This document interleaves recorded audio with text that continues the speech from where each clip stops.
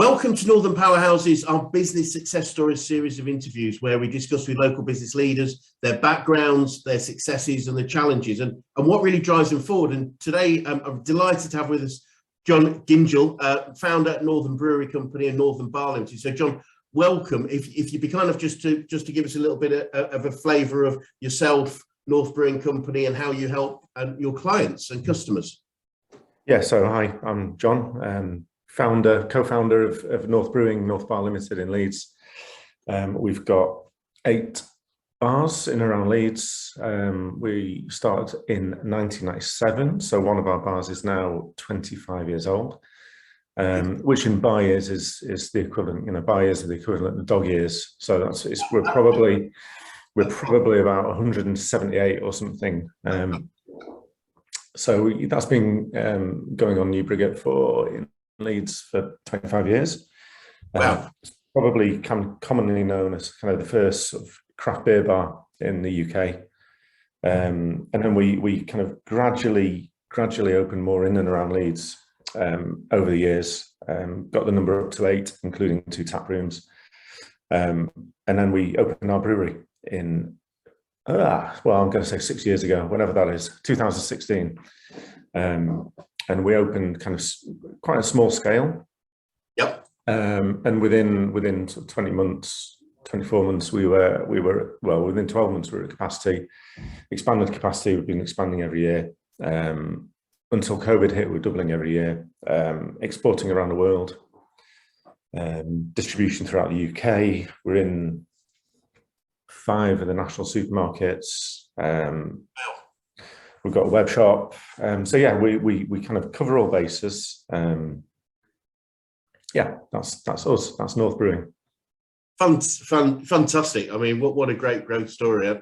I'm sure you've had a number of challenges and issues over time, and I'm sure COVID being one of them. But looking back over that 25 years, and what are some of the biggest issues you've had to overcome?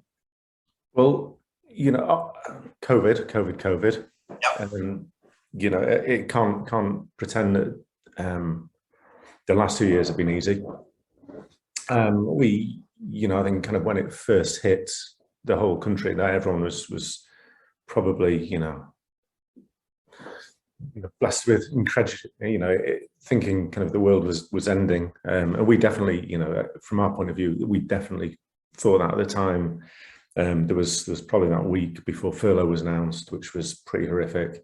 Yeah. And then we had a month or 2 when we were you know, not staring down the barrel of it, but we were considering our options. We were talking about going into administration, all these things that you had to consider, because that's my job. Yeah. But then we got through, and actually it was quite enjoyable. You know, as an entrepreneur, you like the challenge. And it was great because you had no one could kind of resist the fact that you had to change immediately. So people came along with you on that journey. So we created our web shop in 2 days. You know, it would have taken us 2 months, but yes. It was, you know, 48 hours we had a web shop, and we, you know, turnover went up to, in the first year of our web shop, turnover was, you know, nearly £1 million online. So 0 to £1 million business in 48 hours almost. So that was, it's been a challenge. Yes. But we were just chatting briefly before this, and I think you had a quote, which is challenge is an opportunity, which is absolutely the way we feel. Yeah. So that's been a huge challenge. And obviously we're not through it, you know, with the after effects are going to live with us for quite a while. Biggest issues we overcome at the beginning. Yeah. Because when you're relatively young, and you know, we started this 25 years ago, so you know, I was probably about 5 when I started this business, obviously. Me too. And it's trying to find, when you're a 22, 23 to 24-year-old, getting funding from a bank doesn't exist. Yeah. Or it didn't anyway. Yes. Getting anyone to give you a lease didn't exist. Yes. So, you know, you're going into an agent and saying, I'm looking for a property in Leeds. Have you got any money? No. How old are you? 22. What do you want to do? You want to open a bar? Not a chance. So it was it was probably 2 or 3 years of trying to kind of push those buttons. And it's very, very difficult for someone who can see exactly what is needed, getting someone else who holds the purse strings, who holds the building, to trust that 22 or 23-year-old to go, actually, I can see this vision. And that's probably that was the biggest hurdle. Once you're in it, and then it's a lot easier. But that kind of initial hurdle is very, very difficult, and I think remains hugely difficult for young entrepreneurs now. Yes, I completely agree. I think I would suggest it probably there with the onset of things like crowdfunding, etc. It's probably a bit actually, because the gap of in that world you can be selling to your peers in terms of investors as opposed to, I would imagine the 22-year-old you wasn't talking to a 22-year-old bank manager like craft beer, and because I mean one thing I was going to ask you specifically was, I mean, going back that far, I was probably about 5 myself, and thinking about craft beer, that must be almost the start of the craft beer sort of revolution, let's call it.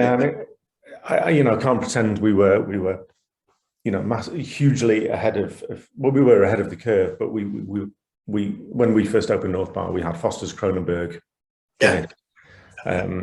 because those were the products you could get. Yes. So it was a very gradual introduction. We didn't open as a craft beer bar. We opened as a bar. Yeah. But in Leeds, bars didn't exist. Right. Yeah. Leeds had Irish pubs. Yep. And pubs. Yep. And it had the odd cocktail bar where you might take someone on the first date. Leeds was a very, very different city. I moved to Leeds. I moved to Leeds from Manchester as a student, and when students went clubbing in Leeds, they got picked up in Headingley in Hyde Park by a specially laid on bus by the nightclubs. Yes. That took you to the nightclub and then brought you back to the safe haven of Headingley, and that's unthinkable now. But it was amazing that this existed, because you didn't go to, you might go to a record shop, or you might go to buy some clothes in Leeds, but you certainly didn't go out before you went to a nightclub. So it's a very, very different city, and that was a landscape at the time. It's not just a 22, 23-year-old trying to convince someone to give them a property.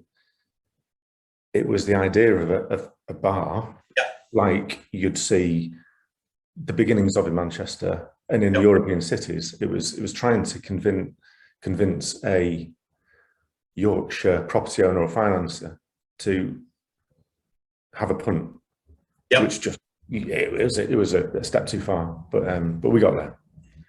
Well done. I mean, awesome. I mean, you said about dog years. I mean, there are some simple stats about businesses in general that, unfortunately, 80% of businesses fail in the first 5 years of existence. Yes.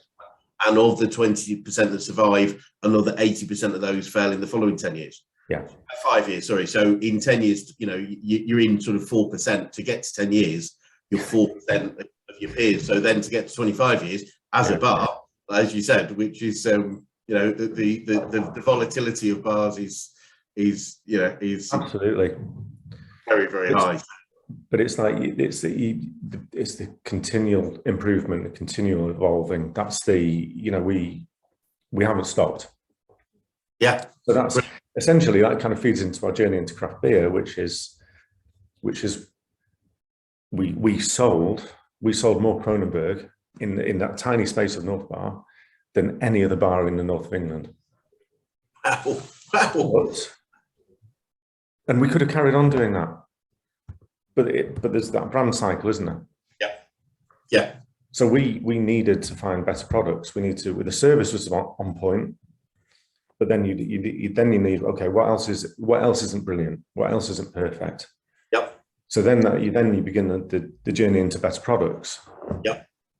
And there's always best products continually. So that was our movement into craft beer.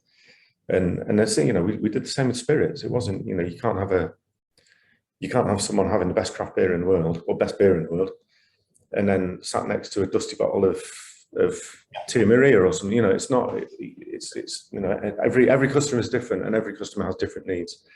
But what you have to do is have a brilliant product, and they need to trust you that that not what they want, but that what you're providing is really good. Yeah, it's buying it. I mean, as fascinating. It's buying into your vision and values as opposed to your products. Yes, absolutely. Yeah. I don't know if you're familiar with Simon Sinek's work. He wrote a great book called Start With Why, and talk about a similarity of his example is Apple. That's a lifestyle choice, not about buying technology. They happen to produce technology, but if Apple brought, as they've done, a different product out, we buy it because it's Apple, not because it's the best in the market or anything else. Because we trust Apple to know, or some people do. I'm not particularly an Apple person myself, but a lot of people trust them to be. It's buying into a vision and values, not buying into a product set. If that makes sense. Yeah, absolutely. Yeah. So looking back over this period, I mean, I'm fascinated. What would be some of the biggest things you've learned about business, even about life potentially, but certainly about business? You have to enjoy it. Great. I think that's the if you don't enjoy it, what's the point? Because it's harder than any job you'll do. Yep. I can pretty much guarantee that having your own business is harder than any job. Yep. So you have to enjoy it. You have to be able to get up in the morning. And I've never woken up in the morning and thought, oh God, I've got to go to work. Not once. Wonderful. Because the people out there are amazing. So you want to get in, you want to have a coffee with them, you want to talk to them, you want to plan and do amazing stuff. Brilliant. And then it's the people that are around you. I've been very, very fortunate that on day one, Christian, who is my business partner, was at North Bar on day one. And without him, it would be very, very difficult, because it is a lonely, even with the best co-founder in the world, it's a very, very lonely journey sometimes. So I think it's enjoy it and surround yourself with people who also enjoy it. I think that's, yeah. Totally. I mean, I totally align with that. I think, unfortunately, I speak and meet too many people that they have the philosophy of, I'll put my life on hold for 10 years or 25 years or whatever it be, and hopefully the money turns up and the success turns up eventually, and I'll have a crappy life in between. And it doesn't work for me. I mean, it's one of the things that I do what I do now is because, my first business pretty much broke me, and it coming now and helping people enjoy. It's a bit of a hackneyed phrase, but enjoy the journey, not just the destination. Yeah, enjoy doing it, and we sort of know if everyone, including ourselves, is doing things we love. And Brian Tracy talks about most people in an organisation should do most of their time on the three things they really love and they're really good at. If everybody does in an organisation, we get there. Certainly happier, but therefore more effective, more efficient, and typically more profitable. So it is a virtuous circle to do so, but. Unfortunately, you are in a minority, I'd suggest, of many business people that think it's got to be about enjoyment, or that's number one. That's a very important part of what. Yeah, I think if you don't enjoy it, it falls down, because people know, the people you work with know, the people who buy your products know. Otherwise, it's just a cynical money making exercise, isn't it? And I think especially now, people want more. They don't want cynical money-making operations. They want businesses that are in line with how they feel, and they need to know that the people who own that business, how they operate, how they think. Yep. I think it's definitely, we are cynically positioned, you know, we are a Leeds-based business. We all live in Leeds. We all pay tax in Leeds. It's that circular economy. It's vitally important, and I think for us, it's always been vitally important. Yeah. You know, we've based our bars in communities, and we've changed those communities. Brilliant. You know, we've altered people's lives, and I think when it comes down to it, when someone says at the end of it, "What's the best thing about your business?" You know, you're not going to say the money in the bank account, because there isn't any, but you're not going to say that. You're not going to say my house. You're going to say the people and the influence and the difference you've made, I think. And, you know, I love the fact that, you know, because of our bars, people have got married, people have had children, people have got the best friends in the world. And without that, it's just, that's an amazing thing to be able to say. Fantastic. Oh, wonderful. Love it. Absolutely love it. And you know, that I totally sign on to it. It's that you know, it's the contribution, it's the value system that you've obviously clearly got there. And we actually call it, look, you used the word cynical earlier, and I don't think it's cynical. We use it, we call it the law of precession, which talks about going 90 degrees to the absolute outcome. If we focus on just making money, we chase money, typically anything you chase eludes us. So it's like focus on what's more important, you know, contribution, customer service. So we focus on the things that are really important, then the money turns up alongside it. That's the hope, isn't it? Yeah, that's the hope. Well, I mean, obviously we have to do things to make sure that happens too, but it typically happens. I know here in my organisation, we focus on helping people first. It's, you know, we get paid in different ways, and that's fine. But if we focus on just how can I help you today and right now, then that, whether it's directly from that person or from somebody they know, or just creating, you talked about community, like creating a community of people that want to help each other, is a wonderful thing. It was interesting that we've gone, obviously, you know, prices are rocketing at the moment, and we're going through a repricing exercise for our in our bars and also at the brewery. And we talked about when we first opened North Bar, we didn't know what GP was.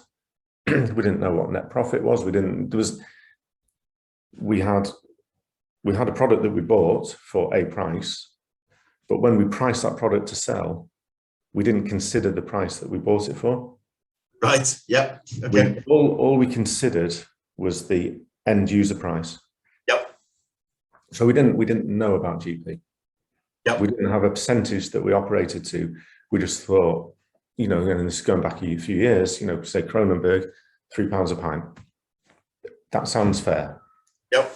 And I think that's continued throughout our business. Obviously now we have a GP percentage, but it has to be a fair one. It can't be, you know, going back to that cynical word, we can't, people know, right? Yeah.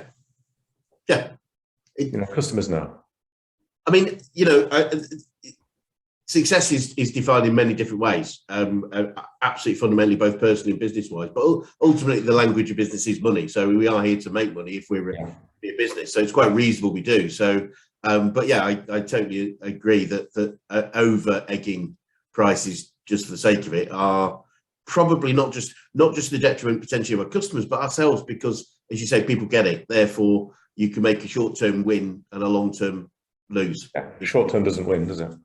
No, not at all. It is a long game in my opinion. So I'm just thinking, obviously, with all that period, who or what may have been the biggest influences on you? Right then, here we go. Parents are you know, they're solid, and they've provided me with a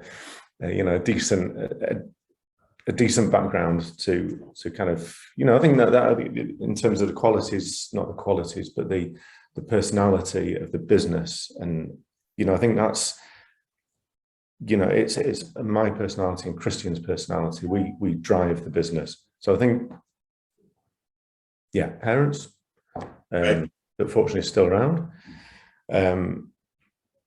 I think there's a whole generation of people. I'm a Manchester lad originally. I'm fortunate enough to have been born that enabled me to be around in 1988 and 89 which was the kind of the Manchester hacienda scene. Yep. And it was one of those periods of time that were hugely influential to a whole generation of people. So, you know, I saw, it's where we went to bars that had architects had designed bars. Yeah. We had flyers that were designed by a design company. Yeah. So it was that point where music, design, architecture, all these things all came together at the same time. And I think that's influenced a whole generation of people. Yep. So I think that, and everything, most things that we see in our towns and cities across definitely the north of England have been deeply influenced by that year or two and the people that came out of that. So I'd definitely say that, because that's what inspired me. You know, at the time in 1988, you look at the photos now, and Manchester was a relatively bleak place, but to me it felt like a fun fair. It was amazing. And you know, and you look back and think, oh my God, it was in black and white. Yeah. At the time, and we've all, you know, all these people have gone out and done, you know, spread the tentacles of what happened there across design, architecture, you know, the whole, you know, city centre living. Yes. Potentially, we wouldn't be where we are now without that time and place, and the fact that warehouses had started to be redeveloped and architects were going into old mills, and that started there. Yep. So yeah, definitely that period of time. And also I have to say Christian, who my co-director, who's just a all-round diamond. So yeah, and you know, he you know, pulls me up occasionally, tells me when I'm being out of line. But also comes along with, you know, comes along on the journey. Brilliant. He doesn't say no. He doesn't say no. It's great often to have somebody like that, isn't it? Just that sort of balance, and I see it a lot in partnerships. Is really valuable. Especially, I don't know if this is the case with you guys, but when you know the partner's actually quite different, and sometimes we go, well, how does that work? And it's perfect. Yes. Great balance. If we're both the same, we're probably going to make the same decisions and choices. You actually want a difference of opinion that creates that middle ground that typically creates stability. I find. So, we talked about it earlier, but do you have you picked up any favourite quotes or sayings or things that you sort of live by that really work for you? Well, just going back to the previous conversation, when you know, in terms of myself and Christian being slightly different personalities. Yep. We both say it'll be all right. So that's probably the most used phrase in our business is be all right, it's fine. Because when other people are worried about something, you know, our job is to calm them. When there's a concern over maybe doing a new bar or a new business, or it'll be fine, don't worry about it, it'll be all right. And it kind of it's got many uses. Absolutely. So you know, it can be used as a calming thing, as an exciting thing. It'll be all right, let's do it, come on. But also, you know, we do have, I think we throughout our time, we have had a culture that isn't ours, which is people want to do something when they want to implement something, they want to do it 100% perfect. And you know, we always tell people something is better than nothing. If you wait till 100%, it never gets done, because nothing is ever 100%. And it's often too late, in my opinion, in many cases. Yeah, absolutely. Get it out now and make it better. That's fine. But 100% never happens. And by that time, all your competitors, everyone else has done something, and you're at the back of the queue. So it's we you know, we have, you know, continue to have that issue as a business that definitely doesn't come from myself or Christian, because we you know, the phrase "it'll be all right" stick it out, it's fine. Make it the best we can. But if it's 100%, then it's probably going to be 99 tomorrow. Yeah. It's only going to go one way, potentially. So, yeah. I found, I still finding, but certainly I remember looking back on my first business when we were making choices, and you know what I found was you could never know if you waited to be absolutely sure a decision was the right decision. It was too late. It was, you were behind the curve. So you know the philosophy I had to operate myself was make a decision, because that was important, but then by my actions make it the right decision, if that makes any sense. Absolutely. You can never be sure. You can never be sure. So let's just assume it's gonna, assume it's gonna work, because if we don't, I worked with a guy a long time ago, and he had a great attitude about various things, and he was talking about most of us would like to things to work. You know, if you had a choice between believing it would work, everything would work, and believing everything wouldn't work, which would you logically choose? And I'm guessing if you're like me, you'd say, well, I'd prefer to believe everything or most things would work. Yeah, absolutely. We typically do everything won't work. It's called worry. Yeah. And it's a belief that it's all going to go wrong, and it doesn't serve us in general unless it in general, having either a balance or even, why wouldn't you just believe it's going to be right? Because it's like that will create a feeling of confidence and absolutely. You know, I definitely do my worrying at home.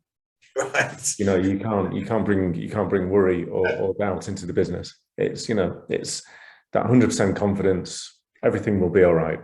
And then you can be the duck, the swan, aren't you? I'm not saying I'm serene on the surface, but yeah, it's I'll do my paddling at home. Yeah, we have to appear to be serene, don't we? We have to, as close, because other people rely on us for their direction and their confidence. I'm definitely called the serene one in the office. Brilliant. Wonderful.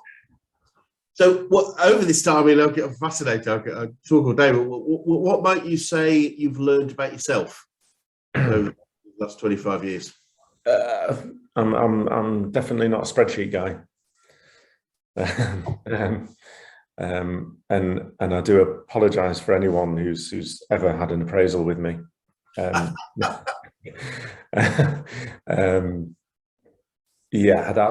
definitely learned those two things.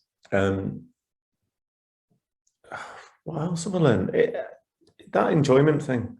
Yeah. That enjoyment thing. I've learned to enjoy it. No, I've always enjoyed it. Right. So I think I'm not sure what I've learned. I think I'm positive. I'm optimistic. Everything will be all right. But I probably knew that. And that sounds horribly confident and arrogant, and I think spreadsheets and appraisals aren't for me. That's what I've learned. But if it's any help, my fundamental belief, confidence is believing that we're great and we're good enough, and I think that's fine. Arrogance is believing we're better than somebody else. We don't have to believe we're great to believe we're better than somebody else. It's just we're great. It's going to be okay. That's confidence. Why wouldn't anybody want to sign on to confidence? Yeah. Most people buy into confidence, and certainly as leaders, people need to buy into our confidence. They need to know or believe it's going to be okay. Yeah. If we're not telling that story, then we will lose people's hearts and minds. I would suggest so. Yeah. So looking forward, then, what's the future look like for the group of businesses, and what challenges might you be facing? Well, there's the obvious. I was going to say post-pandemic. I don't know, pre, during. I don't know where we are. What comes next? If the past 2 years have taught us anything, it's expect the unexpected, right? Absolutely. So the effects of COVID are going to live long, and we're only just starting to feel the effects of it. I think Brexit is a nightmare and will be an ongoing nightmare. we've our exports to Europe have been hit hard by primarily about the unknown. Yep.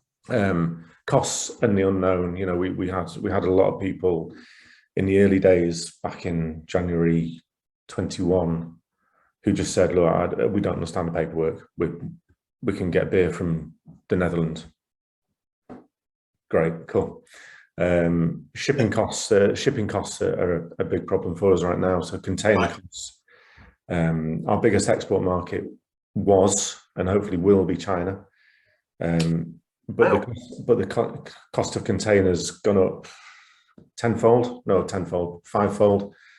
in the past 12 months, which just means that shipping beer to China is just a pointless exercise, which is difficult. So we are, and we have 8 bars. So obviously the past 2 years have been a challenging period. So we're still sailing the stormy waters of COVID and Brexit. But we're opening 2 bars this year. Brilliant. We have terms agreed in Birmingham, Manchester, which is our kind of, we're kind of going out of our heartlands for the first time. So we have a bar on Sovereign Street in Leeds, which is kind of the first of our North Brewing tap concepts. Concept sounds, we don't do concepts. I don't know why I said that. But we're moving that bar to Manchester and Birmingham, and we've spent 25 years looking for a rollout. We had a rollout originally. North Bar was prime for a rollout, but we were young and naive and enjoying ourselves too much. Brilliant. But now we've got a rollout, so we're taking that to Manchester and Birmingham. Our aim is to get up to about 10 throughout the country, looking for sites in Sheffield, Edinburgh, London, Bristol. So it's in terms of the bars, that's going to be a really exciting year, and I really hope, not just for our business, but I really hope that the bars and people going out comes back with a vengeance, because it's a wonderful thing, you know, when that first night back, when you hear glasses clinking and laughter and chatting, and it's just, you know, it's life, isn't it? It's you know, sitting inside with a takeaway and watching Netflix is nice every now and again, but seeing your friends and communicating and laughing is just a brilliant thing. So I really hope that comes back with a vengeance. And then we travel the world, and we've got friends all around the world. And that, what a life, you know. We've traveled to China, we've traveled to the US, we're all around Europe, and we were due a trip in May 20. We were due to go to Australia for a beer festival and see our partners there. Brilliant. So we really miss people.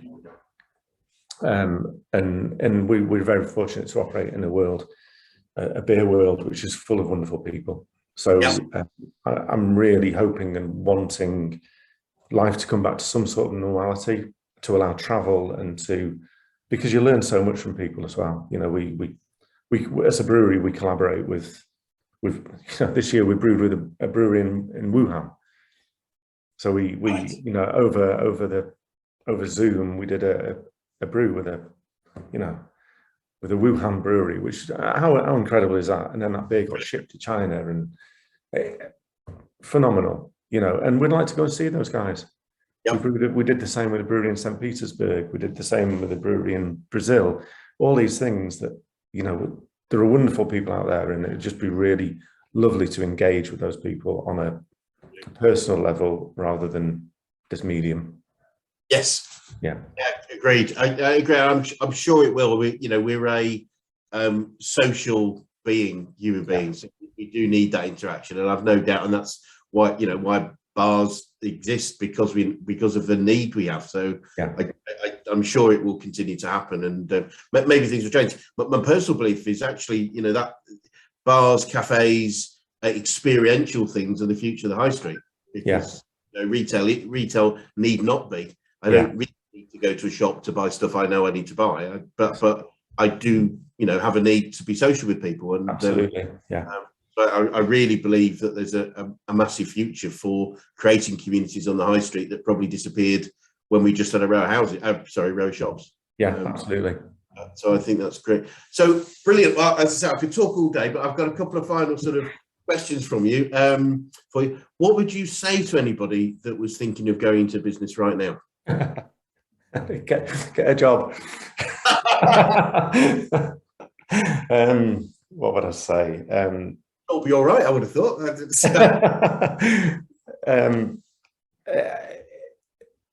It's terrifying, exciting, and everything else in between in equal measures. Like I said earlier, it will be harder than a job. Yep. But it's that enjoy bit, isn't it? That enjoyment word. And if you get up every morning wanting to go to work, you're ahead of most people, aren't you? Brilliant. Yeah. So I think that's just it'll be all right. Yeah, get on with it, have a go, because there's there isn't that much to lose. Yeah, I'd agree. I absolutely agree with that. It's interesting actually, because I often say to people, people I work with, people I meet, that the challenge with having your own business, or one of them, is the buck stops with us ultimately. It comes back to us, and that's one of the reasons. Only I think it's only about 4% of the population ever become business owners. Yeah. The buck stops is us. But the great thing about running your own business is we get to choose how it is. Yeah. It doesn't have to be the same as any other business that's similar to us. We get to choose. Yeah. And having that choice is a wonderful privilege, I think. It absolutely is. And it's a privilege to, when going back to the point earlier at the start of COVID, when I was talking about, looking at administration, I knew people that were losing their jobs. And I could fight for my job 24 hours a day if needs be. Yes. I could work and work and work and make that job work. Yeah.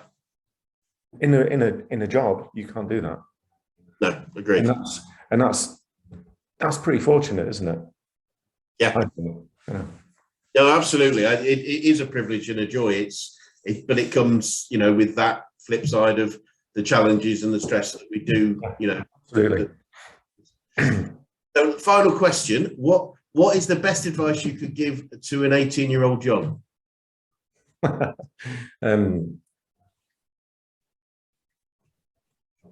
Don't when you do open a business, don't enjoy it so much. Not sure I believe that one. we had that bar. We had an amazing bar that we could have taken around the country, and didn't. But we've still got that amazing bar. We've got 8 other amazing bars, and within the next 5 years, we'll have hopefully getting on for 20. So it's a lesson learned, but we've had fun along the way. Absolutely brilliant. One final question, and you may not be able to answer this. I would understand why, but okay. Do you know? I mean, are you able to tell people where the bars in Manchester and Birmingham are going to be, or is that we too early for that? We haven't signed yet, so we've got heads of terms agreed. It will be within the next 3 or 4 weeks. So watch out. I guess if space, in Manchester or Birmingham are looking for that, because that would be wonderful. Yeah. As someone that's been to your bars, I can strongly recommend anyone in Manchester or Birmingham going to that. So, John, it's been an absolute pleasure and delight, and thank you so much. I literally could just continue for the rest of the morning. But any final thoughts before we go? No, I think it's just that would be great if the world is getting back to normal, and we can all get out there. We can all enjoy ourselves and meet up, and we can go for a drink. Brilliant. I look forward to that. I'll hold you to that. Nice. Okay. John, thank you so much. No problem. All right. Take care.